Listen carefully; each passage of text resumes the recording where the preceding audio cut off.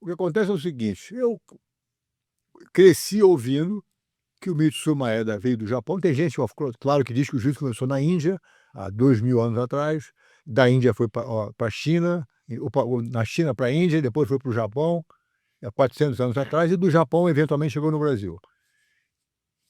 Se começou na China, na Índia, quer dizer, todo esse lado dos monges que aprenderam a lutar, quer dizer, e já sabiam se defender as caravanas que eram atacadas pelos bandidos, aquela história toda, né? Quer dizer, tem todo esse histórico passado antigo que a gente vai ficar sempre especulando, mas vai imaginar que tenha sido dessa maneira, essa evolução. Para mim, foi quando o Maeda veio do Japão para o Brasil, tinha sido aluno do Jigoro Kano e tal, veio para o Brasil, e no Brasil tinha alguns alunos, e o tio Carlos, com 15 anos de idade, foi esse aluno do Maeda, que era amigo do meu avô e tal. O tio Carlos treinou jiu-jitsu com o Maeda durante uns 2 anos, dos 15 aos 17 anos, depois a família mudou de Belém do Pará para o Rio de Janeiro. Porque os gays não foi bem assim, quem realmente fez jiu-jitsu foi o fulano, Beltrano, Ciclano. Essa história toda, viu, são argumentos que para mim não colam.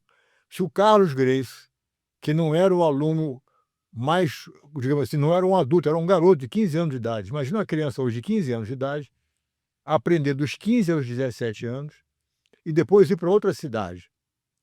Com o que ele aprendeu durante aqueles 2 anos, o tio Carlos não só compartilhou com os irmãos o que ele aprendeu, mas começou a dar aula de jiu-jitsu também, fazer os desafios dele com 17, 18, 19 anos de idade. Ou seja, o jiu-jitsu que o tio Carlos tinha, eu reconheço, era um jiu-jitsu limitado, de 2 anos são 2 anos. Entendeu? Por mais que ele tenha aprendido, era um garoto de 15 anos.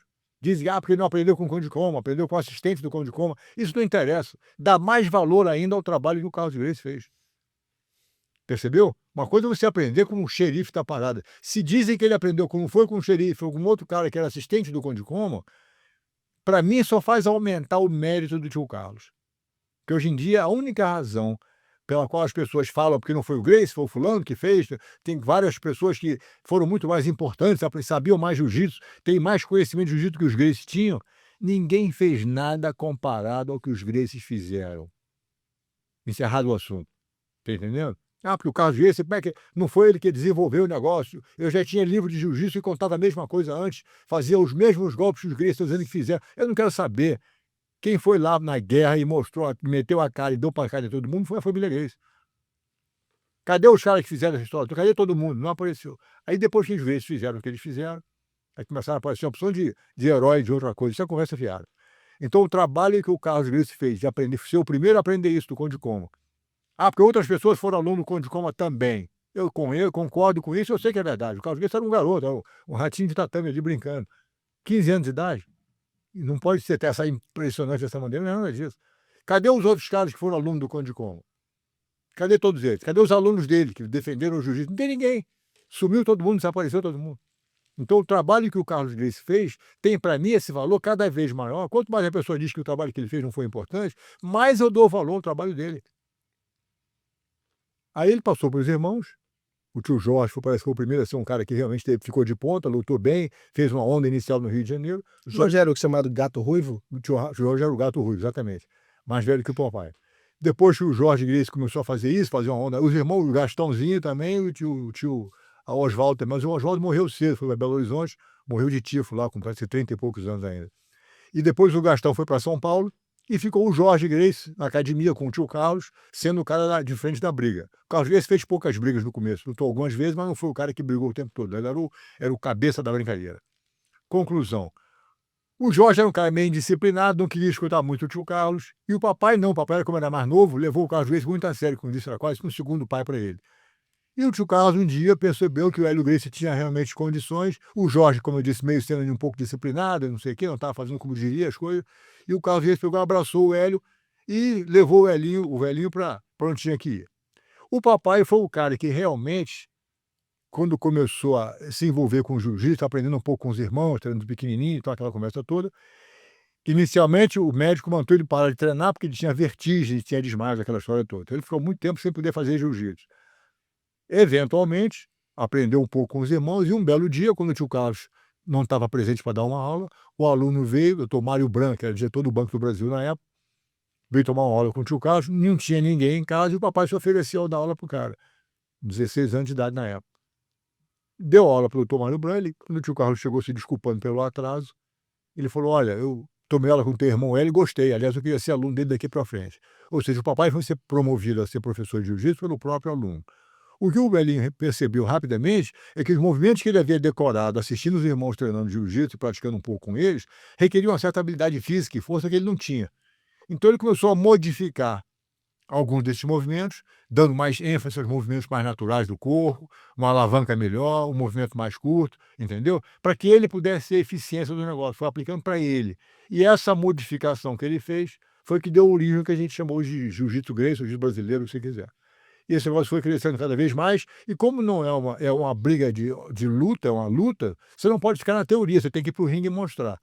Então o papai foi o cara que realmente foi lá para o ringue e chegou a um ponto de querer mostrar esse negócio para todo mundo, sob a orientação do tio Carlos, claro, que pensava no marketing, em toda a criação filosófica do negócio, foi orientando nesse sentido, e o negócio foi crescendo cada vez mais e tornou-se uma arte muito popular no Brasil. E esse recorde de jornais que você disse que eu tenho, que é verdade, foi que o papai teve o cuidado, a pachorra, a paciência de recortar milhares de jornais, de recorte de jornais, que os jornais eles nem existem mais, era Correio da Manhã, era à noite, Jornal dos Esportes, é uma de coisa que não existe mais hoje em dia. O velhinho recortava tudo, guardava tudo, e eu tenho milhares de recortes guardados comigo até hoje, que estão no Museu Gracie. Aliás, quando a pessoa quiser conhecer isso, tem que visitar o museugracie.com.br, porque você vai ver a opção de história contada, os recortes de jornais que ele guardou. Aquilo ali é só uma gota d'água, viu? Eu tenho muito mais do que aquilo. Muito bem. graciemuseum.com ou então museugracie.com.br, para quem quiser conhecer um pouco mais dessa história a fundo. Muito bem. Então, quanto a essa história das pessoas dizerem que o jiu-jitsu está sendo rebranded, agora é o jiu-jitsu americano, é o brasileiro, cada um fazendo a sua própria história, que os Gracie não têm essa importância toda, eu tenho que discordar disso e dizer que é um argumento ridículo. Porque realmente, quando o Hélio Gracie fez o que ele fez, que começou a desafiar todo mundo, desafiou o Joe Louis, campeão mundial de boxe pro luta, o Joe Louis não quis lutar. Eu tenho uma carta assinada pelo Marshall Miles, manager do Joe Louis, que ficou no Hotel Excelsior em Copacabana na época, assinada no jornal, a carta escrita no papel timbrado do hotel, dizendo que o Joe Louis aceitaria lutar com qualquer pessoa se fosse uma luta de boxe, mas não quer fazer boxe contra jiu-jitsu. Ele respeita todo mundo e tal, mas não quer fazer. Ou seja, o desafio do Hélio Gracie nos jornais contra o Joe Louis está escrito, está impresso. Cadê os outros alunos do Conde Coma que não apareceram nessa hora? Cadê os alunos do Conde Coma que não lutaram com Kimura? Campeão do mundo na época, com 33 anos de idade, veio ao Brasil para lutar com o Hélio Gracie, que não quis lutar com o Hélio Gracie quando o papai primeiro desafiou o Kimura, recusou o desafio, dizendo que o Hélio Gracie é muito levinho, muito pequenininho para lutar comigo. Quer lutar com alguém, luta com o Catô, que está aqui comigo, que faz parte da equipe dele. O papai lutou com o Catô, a primeira luta com costela quebrada, empatou com o Catô. Um mês depois lutou de novo e estrangulou o Catô em 6 minutos, botou para dormir. Foi aí que o Kimura teve que aceitar o desafio do Hélio Gracie e lutou com ele. Primeira vez na história que o Campeonato Mundial de Jiu-Jitsu foi disputado fora do Japão, pelo título, foi no Maracanãzão, no Rio de Janeiro. Tiraram dos gols do Maracanã, e o papai lutou com o Kimura no Maracanã. Quer dizer, porque não foi os gays que fizeram, não fizeram nada. Claro que não fizeram nada. Cadê os que tinham que ter feito? Não tinha ninguém. E quais eram as regras, Rorion, para... Era a regra de jiu-jitsu esportivo, não era vale tudo, não. Mas não tinha ponto, entendeu? Era 10 minutos, exato.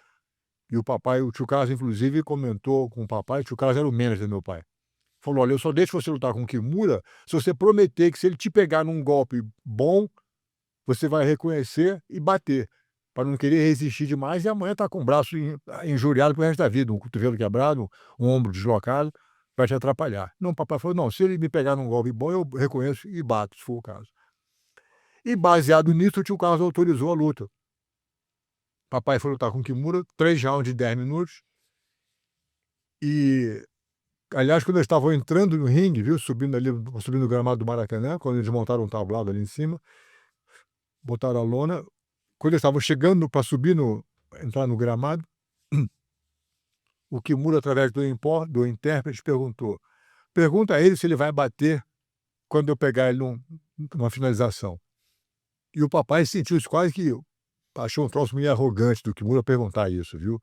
Se ele vai bater. Eu quero ver se me pegar, quer dizer, essa que era a resposta instintiva dele, seria essa. Mas ele falou: não, de repente é um troço cultural. Se ele pegar um golpe bom, eu vou bater, diz o papai pro Kimura. que era 30 e tantos quilos mais pesado que ele. Aí o papai perguntou: "Por que que ele está perguntando isso?" O papai perguntou ao intérprete: "Por que que o Kimura quer saber disso?" Aí o intérprete falou: "Olha, porque ele não gosta de dormir na noite depois da luta, lembrando do som de ossos partidos." Ou seja, se você não for bater, ele vai quebrar. Ele quer só saber se você quer que ele dê tempo de você bater ou não. Não, tá certo, se ele pegar no robô, eu vou bater. Ou seja, o Kimura não fez isso para ser arrogante. Ele perguntou porque era um bom esportista e queria saber se você vai bater ou não vai bater quando eu te pegar. Ele tinha certeza que ia pegar com o papai, que era verdade. O papai não tinha a menor pretensão de ganhar do Kimura, viu. Ele declarou isso várias vezes. Eu tenho entrevista dele dizendo que eu não tenho a menor pretensão de ganhar do Kimura. Eu sei que o Kimura vai ganhar. Agora eu, como professor de jiu-jitsu, como pesquisador da arte, eu quero saber o que o Kimura vai fazer que eu não conheça. Razão pela qual ele não podia botar um aluno dele grande para lutar com o Kimura, tinha que ser ele queria sentir na pele essa experiência. Então ele lutou com o Kimura e realmente foi uma luta impressionante. O Kimura estava tão confiante da vitória, que ele declarou na época nos jornais, que se o Hélio Gracie ganhar durasse 3 minutos, ele devia ser considerado vencedor. 3 minutos. Então a luta começou e aos 3 minutos tinham 50.000 brasileiros do Maracanã gritando: "Já ganhou, já ganhou, já ganhou." É claro que o juiz não parou a luta, deixou continuar, mas o Kimura não conseguiu ganhar o papai em 3 minutos. A luta continuou. Aliás, no decorrer da luta, viu, teve uma hora que o Kimura estava com o papai na gravata de lado, que ele fazia muito bem, ele pegava uma gravata de lado do pescoço do cara e botava o tórax no peito da pessoa que está embaixo. E espremeu o papai com tanta força, viu, uma pressão enorme no peito dele, e de repente ele, Kimura, soltou a gravata. E perguntou: "Bom?" Perguntou: "Você está bem?" O papai fez assim, botou a mão no rosto e botou e sentiu sangue saindo do ouvido dele, por causa da pressão no tórax que ele estava sentindo. Mas como não tinha nada quebrado, ele falou: "Ok." O Kimura, pá, pegou ele de novo e continuou espremendo o pescoço dele. Eventualmente, o velhinho escapou daquele movimento e caiu uma outra posição, na qual o Kimura estava com a perna cruzada através do tórax dele, como se fosse assim um cinto de bandoleiro, aquele cinto que vem atravessado assim, aquela a faixa de presidente, aquela que fica atravessada do ombro até a cintura. Ele com a perna cruzada aqui embaixo, começou a espremer o peito do papai com a perna. E espremeu com tanta força, viu, que o velhinho não conseguia encher o pulmão de ar, ele não conseguia inspirar. A pressão era tanta, o papai começou a pensar: "Puxa, eu prometi ao Carlos que se o Kimura me pegasse num golpe bom, eu ia bater. E esse é um golpe altamente eficiente, eu não estou conseguindo respirar, mas não é um golpe técnico. Se a perna estivesse no pescoço dele, seria um estrangulamento de perna correto, ele teria que bater. Mas como estava no peito, o velhinho falou: "Puxa vida, isso aqui não é um golpe técnico, isso é um golpe de força." E conhecendo ele, eu sei que ele não ia conseguir viver com o fato de ter perdido de uma espremida do Kimura, ele não ia aguentar isso. Então, enquanto ele estava decidindo se devia bater ou não, porque não conseguia respirar, ele perdeu a consciência e desmaiou. Literalmente apagou. O Kimura deve ter cansado de apertar e não ter tido o resultado que ele queria ter tido, papai não bateu, ele largou a perna, a tesoura de perna, e montou no papai. Quando ele largou a tesoura de perna, a circulação aconteceu de novo, o meu velho conseguiu inspirar, quando ele acordou, está o Kimura montado em cima dele, secando o suor, dizendo: "Bom, bom", elogiando ele, sem saber que o velhinho tinha desmaiado e voltado. Foi para o além e depois voltou. Ou seja, é uma coisa mais bizarra que eu vi na minha vida, o cara está desmaiado, entendeu. Papai, aliás, diz que é uma das grandes, remorsos